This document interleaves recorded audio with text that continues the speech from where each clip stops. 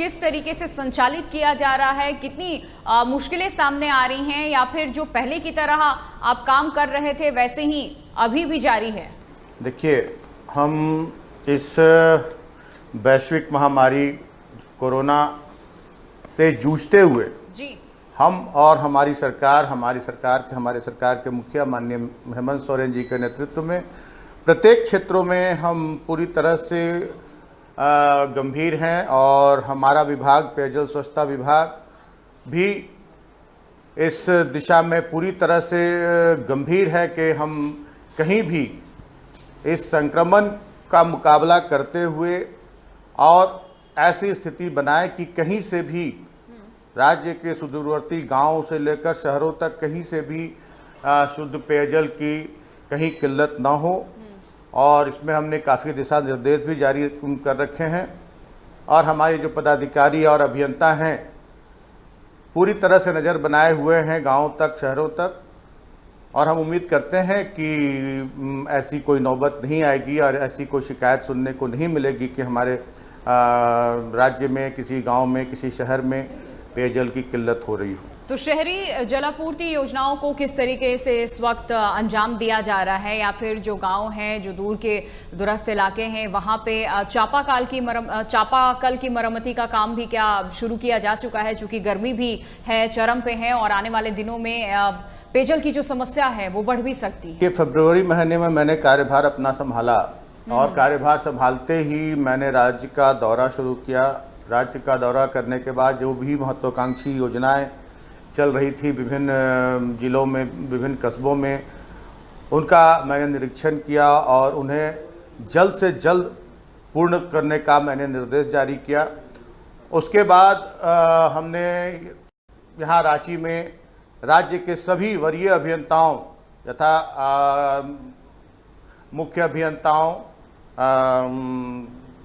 Superintending engineers, executive engineers, इन सारे लोगों की बैठक हमने अपने सचिव महोदया के साथ किया और सभी लोगों को निर्देश दिया कि आप यहाँ से जाने के बाद तुरंत इस दिशा में आप पहल शुरू करें कि जहाँ जहाँ भी हमारे नलकूप खराब पड़े हैं उनकी निविदा करके और यथाशीघ्र अल्पकालीन, अति अल्पकालीन निविदा के माध्यम से आप नलकूपों की मरम्मती का काम शुरू करवा दें।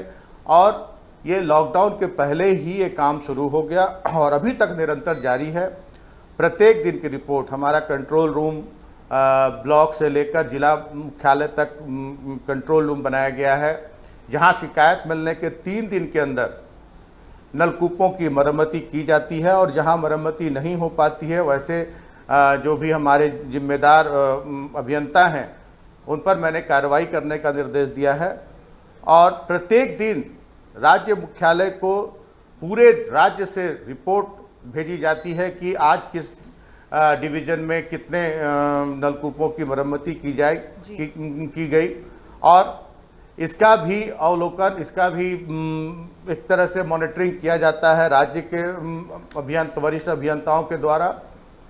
तो जितने भी चापाकल हमारे खराब पड़े हैं लगभग सभी की मरम्मती का काम बहुत तेज़ी से चल रहा है। और छोटी बड़ी जलापूर्ति योजनाएं जो चालू हालत में थी उनकी भी देखभाल हो रही है। जो थोड़े बहुत कोष के अभाव में बंद पड़े थे उनको भी चालू कराया जा रहा है। हम ट्विटर के माध्यम से भी, मैं खुद ट्विटर पर सक्रिय हूं और जहां से भी ट्विटर पर भी मुझे बहुत सारी शिकायतें मिलती हैं उनको अविलंब हम दूर कराकर, और जहां से शिकायत मिलती है, जिनके माध्यम से शिकायत मिलती है, उनको भी सूचित करने का हम काम करते हैं। मैंने माननीय मुख्यमंत्री से आग्रह किया था कि 5-6 वर्षों से नए नलकूपों का निर्माण नहीं हो रहा है जिससे परेशानी हो रही है जी। तो माननीय मुख्यमंत्री ने इसको अपने संज्ञान में लिया और बजट में, इस बार के बजट में 200 करोड़ रुपए का प्रावधान किया गया है कि राज्य के विभिन्न पंचायतों में, सभी पंचायत जितने भी हमारे पंचायत हैं, माननीय विधायकों की अनुशंसा पर 5-5 चापाकल लगाने का प्रस्ताव है। ये भी अभी पाइपलाइन में है और बहुत जल्द ये धरातल पर उतरेगा। इससे भी पीने की पानी की समस्या काफ़ी हद तक दूर होगी। बिल्कुल मिथिलेश जी, जिस तरीके से पानी की किल्लत को लेकर के हम बात भी करते हैं, आदि तस्वीरें भी सामने आती हैं, आप जो समस्या आया उसका तत्काल समाधान कर दिया जाता है, क्या विकल्प उसका निकाला जाए इस पे ध्यान दिया जाता है, लेकिन किस तरीके से आगे अतिरिक्त स्रोत विकसित हम कर सके ताकि लोगों को जल की समस्या उत्पन्न ना हो सके, इसको लेकर के कुछ तैयारी की गई है, इस पे कुछ ब्लूप्रिंट बना है, आगे क्या किस तरीके से इसको इम्प्लीमेंट किया जाएगा?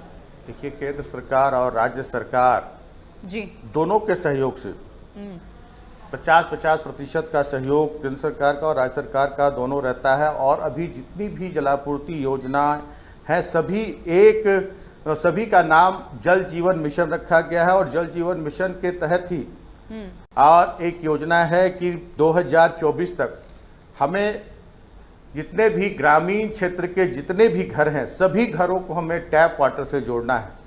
तो इस पर भी हम काफ़ी गंभीर हैं और इस पर मैंने अपने वरिष्ठ जो हमारे अभियंता प्रमुख और मुख्य अभियंता जैसे हमारे वरिष्ठ अभियंता हैं और हमने अपने सचिव को भी निर्देश दे रखा है कि जितनी जल्दी से जल्दी हो सके ऐसी योजनाएं तैयार की जाएं, बड़ी योजनाएं तैयार की जाएं जी। और सभी घरों से जल नल से जोड़ने का काम में तेजी लाया जाए। और अभी जो स्थिति है जहाँ जहाँ जिस तरह से जलापूर्ति हो रही है उन संयंत्रों को दुरुस्त किया जाए। हमारे लगभग 18 नगर निकायों में भी हमारे विभाग की ओर से जलापूर्ति की जाती है। उन 18 नगर निकायों में भी पूरी नज़र है हमारी। एक दो जगह जैसे यहाँ हटिया का जलस्तर काफ़ी नीचे चला गया है और हमारा हजारीबाग का जहाँ छड़वा डैम से जो जलापूर्ति होती है वहाँ का जलस्तर काफ़ी नीचे इस बार चला गया है। इस कारण हमें कुछ क्षेत्रों में राशनिंग करनी पड़ रही है, यथा आपके हिनू, HEC, हटिया और हजारीबाग के कुछ क्षेत्रों में। तो ये नौबत भी आई है पिछली सरकारों की उदासीनता के कारण। पिछली सरकार के जो हमारे माननीय मंत्री थे, अधिकारी थे जी, अभियंता थे, ये अगर गंभीर होते तो आज ये नौबत भी नहीं आती। अभियंताओं के साथ बैठक की, आज स्थिति है कि आज DPR बनकर तैयार है और निविदा की प्रक्रिया में है और आने वाले वर्षों में हम ऐसी किल्लत भी नहीं होने देंगे, कहीं राशनिंग की ज़रूरत नहीं पड़ेगी। हम गेतलसूद डैम में हमारा जलस्तर इतना ऊंचा रहता है कि हम पूरे रांची शहर को गेतलसूद डैम से पीने का पानी उपलब्ध करा सकते हैं। और भी वैकल्पिक व्यवस्थाओं पर हम काम कर रहे हैं। जैसे हमारा एक नागफेनी से हम ये पाइपलाइन के द्वारा जल लाकर और हटिया डैम के द्वारा सप्लाई करने का और भी तजना है। और बहुत सारी नदियां हैं जिनके माध्यम से हम आगे जिस तरह से आबादी बढ़ रही है तो उसको मद्देनज़र रखते हुए हम कहीं से भी आने वाले वर्षों में, आने वाले 20-25 वर्षों के बाद भी पेयजल की कोई किल्लत नहीं हो, इस योजना पर भी काम कर रहे हैं जी। हम वाटर ग्रिड की परिकल्पना के साथ आगे बढ़ रहे हैं कि सोन और गंगा जैसी नदियों से पानी लेकर और वाटर ग्रिड की स्थापना कराई जा सके ताकि फिर हमेशा के लिए पेयजल की समस्या से हमें मुक्ति मिल सके। तो ऐसी योजनाएं हैं। हमारी कोशिश है कि इनको जितनी जल्द से जल्द हो सके हम धरातल पर उतारने का काम करें। शहरी जलापूर्ति योजना की किस तरीके से रखरखाव की जा रही है? चूंकि अभी आपने जिक्र किया, पहले जहां पे राशनिंग की जरूरत नहीं पड़ती थी, अब कई ऐसे क्षेत्र हैं कि वहां ये भी समस्या उत्पन्न हो गई। तो शहरों में ऐसी स्थिति उत्पन्न ना हो जाए, उनका रखरखाव किस तरीके से किया जा रहा है? बहुत कम क्षेत्र हैं ऐसे। हटिया से बहुत विस्तृत क्षेत्र में जलापूर्ति की जाती है, हटिया डैम से। और अभी सीमित क्षेत्र में राशनिंग की जा रही है, वो भी 2 दिनों के लिए राशनिंग होती है। एक मेरी जानकारी में है कि बृहस्पतिवार को और सोमवार को 2 दिन राशनिंग होती है। और आगे इसकी भी नौबत नहीं आएगी। इसका हमने एक रूपरेखा हमने तैयार की है और जिन शहरों में हमारे विभाग के द्वारा जलापूर्ति की जाती है वहाँ अगर कहीं से भी अगर जल स्तर नीचे जाता है तो हमने निर्देश दे रखा है कि नगर निकायों से समन्वय बनाकर, चाहे नगर निगम हो, नगर परिषद हो, नगर पंचायत हो, इनसे समन्वय बनाकर और अगर ऐसी नौबत आती है तो टैंकरों से शुद्ध पेयजल की आपूर्ति की व्यवस्था की जाए। और ये पहले से ही सारे हमारे जो कार्यपालक अभियंता हैं जिन जिन प्रमंडलों में कार्यपालक अभियंता पहले से इसकी तैयारी करके रखे हुए हैं और ऐसी नौबत आएगी तो टैंकरों से लोगों को शुद्ध पेयजल उपलब्ध कराया जाएगा। और हमारी जो यहाँ रख रखाव की व्यवस्था होती है, रख रखाव हमने पूरी तरह से आउटसोर्स कर रखा है और आउटसोर्सिंग एजेंसियों के माध्यम से पूरे मानक की जांच की जाती है। जो हम पेयजल उपलब्ध कराते हैं लोगों को, वो पूरी तरह से मानक पर खरा उतरता है कि नहीं, इसकी जांच के लिए प्रयोगशालाएं लगी हुई हैं और उनकी मॉनिटरिंग हमारे अभियंताओं के द्वारा की जाती है। तो ये सारी व्यवस्था पहले की व्यवस्था बनी हुई है और ये व्यवस्था अभी सुचारू रूप से चल रही है। विभाग द्वारा संचालित जो केंद्रीय योजनाएं हैं उनकी क्या स्थिति है? और साथ ही एक और सवाल मैं यहाँ करना चाहूंगी, क्योंकि आपने कहा है कि जो राज्य सरकार है अपने स्तर पे हर संभव कोशिश कर रही है, आपका विभाग भी इस ओर ध्यान दे रहा है कि कहीं भी जल की समस्या उत्पन्न ना हो, लोगों को पीने का जो स्वच्छ पानी है वो मिल सके। लेकिन ऐसे में केंद्र सरकार की तरफ से किस मदद की दरकार आप रखते हैं और कितनी मदद अभी तक केंद्र सरकार की तरफ से मिल पाई है? साथ ही उनकी योजनाओं का जमीनी हकीकत आप बताइए कि क्या हाल है, किस तरीके से संचालित की जा रही है विभाग में? केंद्र सरकार और राज्य सरकार दोनों की सहभागिता से जी बराबर सहभागिता होती है। केंद्रांश और राज्यांश 50-50% होता है कि जो भी योजना होगी वो अब जल जीवन मिशन के तहत ली जाएंगी। जल जीवन मिशन ही एक ही नाम से सारी योजनाएं अब धरातल पर उतरेगी जी। और 50% उसकी राशि केंद्र सरकार से प्राप्त होती है और 50% राशि हम उपलब्ध कराते हैं, राज्य सरकार उपलब्ध कराती है। और लेकिन यहाँ की भौगोलिक स्थिति कुछ ऐसी है कि हमें 47,000 में 47,000 रुपये में एक घर में हमें पीने का पानी टैप वाटर के माध्यम से पहुँचाना है, जबकि वास्तविक खर्च अगर देखा जाए तो यहाँ 60,000 रुपये आते हैं। तो हमारा जो अंशदान होता है, हमारा जो हमारी ओर से जो राज्य सरकार का जो राज्यांश जो होता है वो राज्यांश 60% हो जाता है, 60% से भी ज़्यादा हो जाता है। 47,000 का आधा देती है केंद्र सरकार और हमें 60,000 रुपये खर्च करने पड़ रहे हैं एक घर में टैप वाटर से पानी पहुंचाने में। तो बाकी की राशि राज्य के लिए के ऊपर बोझ बनती है, इसलिए हमारा शेयर लगभग 60% से ज़्यादा हो जाता है और राज्य का शेयर 40%। केंद्रीय जो हमारे सेक्रेटरी हैं जल जीवन मिशन के, वो यहाँ दौरे पर आए थे, तो मैंने उनसे आग्रह किया था कि जैसे नॉर्थ ईस्ट में या उत्तरांचल में वहाँ 90-10 के रेशियो है, 90% केंद्र राशि उपलब्ध कराती है और 10% ही राज्यों को अपनी राशि लगानी होती है। तो मैंने झारखंड को भी इसमें शामिल करने का अनुरोध किया था सचिव महोदय से, लेकिन इस पर किसी तरह का कोई पहल लगता है कि केंद्र सरकार के द्वारा नहीं की गई। इसलिए मुझे थोड़ी शंका होती है कि 2024 जो हमारा लक्ष्य है, 2024 तक प्रत्येक घर को टैप वाटर से जोड़ने का, इसमें थोड़ी शंका होती है कि ये शायद ही पूर्ण हो पाए। बिल्कुल, लॉकडाउन की अवधि है, ऐसे में कई सारी समस्याएं भी सामने आई, जिसमें जो वित्तीय संकट है वो एक बड़ा संकट है। तो ऐसे में क्या इस विभाग को भी जितनी योजनाएं उसकी संचालित हो रही हैं, वित्तीय संकट का सामना करना पड़ रहा है? पूरी तरह से मैं आपकी बात से पूरी तरह से सहमत हूँ और ये कटु सत्य है कि जिस स्थिति में हमें राज्य प्राप्त हुआ, राज्य पूरी तरह से हमारे इस राज्य का खजाना खाली कर दिया गया था पूर्ववर्ती सरकार के द्वारा और उसके बाद भी हम थोड़ा भी हमारे माननीय मुख्यमंत्री थोड़े भी इसमें पीछे नहीं हटे थे और उन्होंने उसी समय कहा था कि हम स्थितियां ठीक कर लेंगे, हम आय के साथ स्रोत ढूंढ लेंगे, राज्य की वित्तीय स्थिति हम मजबूत कर लेंगे।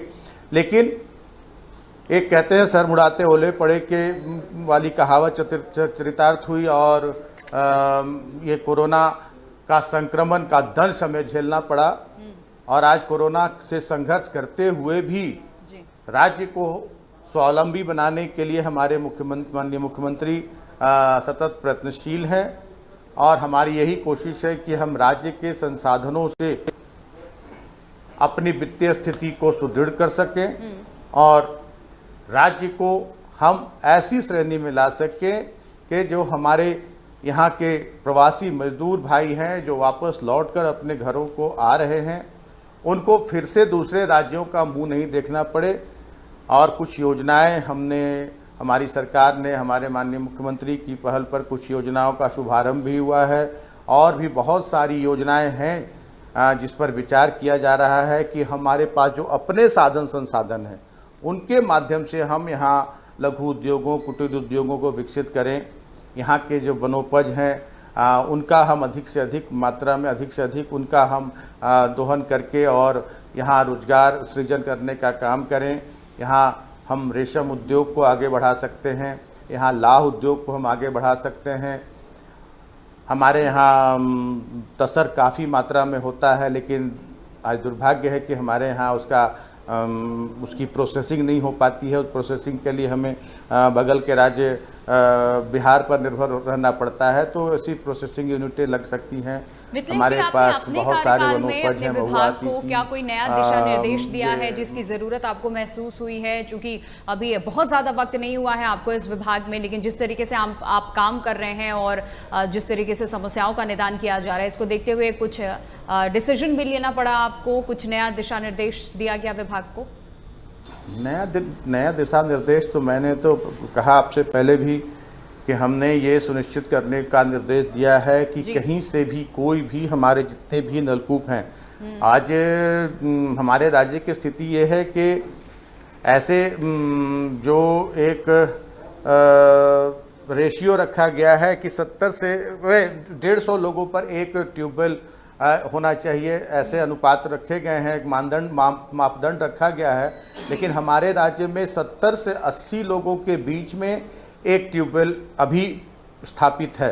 अगर इन सबों को दुरुस्त कर दिया जाए तो पेयजल की अधिक से ज़्यादा पेयजल की समस्या का निदान ऐसे ही हो जाएगा। छोटी योजनाएं जो हैं जलापूर्ति की, उनको दुरुस्त कर दिया जाए, ये हमने निर्देश दिया है।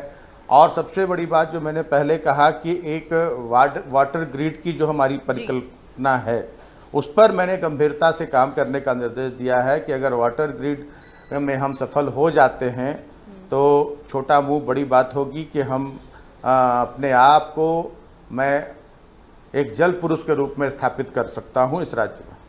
इसकी तो ढेर सारी शुभकामनाएं आपको, चूँकि इस तरीके से आप काम कर रहे हैं, वो भी जब आप बता रहे हैं कि जो पूर्व की सरकारें रही हैं, कैसे वित्तीय संकट का सामना करते हुए भी आपने इस विभाग को संभाला है और जो जल की समस्या है, पीने की पानी की समस्या है, उसका निदान आप लोग कर रहे हैं।